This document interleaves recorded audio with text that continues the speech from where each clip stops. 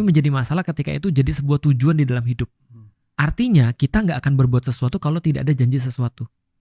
Apa yang membuat transaksional ini jalan? Fisikal. Orang menjadikan fisikal sebagai tanda. Contoh misalnya kayak gini ya. Antum pernah ketemu dengan orang-orang yang ini nggak ketika kita bilang, ini nih dompetku hilang. Kayak kemarin nih misalnya, motorku hilang misalnya. Aku bilang motorku hilang, orang bilang, Ustadz kali pas beli nggak pakai bismillah. Gitu kan. Jadi seolah-olah harus ada transaksional yang terjadi di situ dan sesuatu bersifat fisik. Contoh ya, kalau misalnya ada orang tiba-tiba meninggal di hari Jumat lagi senyum, berarti dia pasti banyak pahala. Kalau ada orang sakit jantung terus kemudian merasa kesakitan atau kelelep itu lebih sakit daripada sakit jantung. Itu pasti dia kemudian meninggal karena dia banyak dosa. Apa kabar yang terjadi di Gaza? Meninggalnya aku yakin secara fisikal lebih parah daripada bapak gitu kan ya.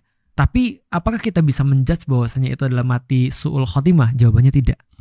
Kita cuma bisa mengatakan kalau ada orang yang meninggal dalam keadaan tenang, insya Allah ini husnul khotimah. Tapi kalau ada orang meninggal dalam keadaan sulit, kita bisa katakan bahwasanya alhamdulillah bisa jadi dia punya kesalahan-kesalahan ketika di dunia dan semuanya sudah diinolkan oleh Allah dengan kesakitan.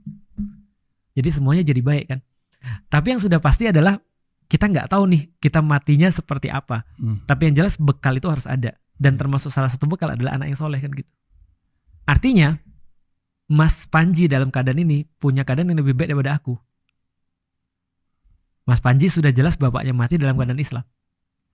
Meskipun kita nggak tahu ibadah-ibadah dia di dunia, tapi aku nggak tahu bapakku mati dalam keadaan apa atau ibuku mati dalam keadaan apa.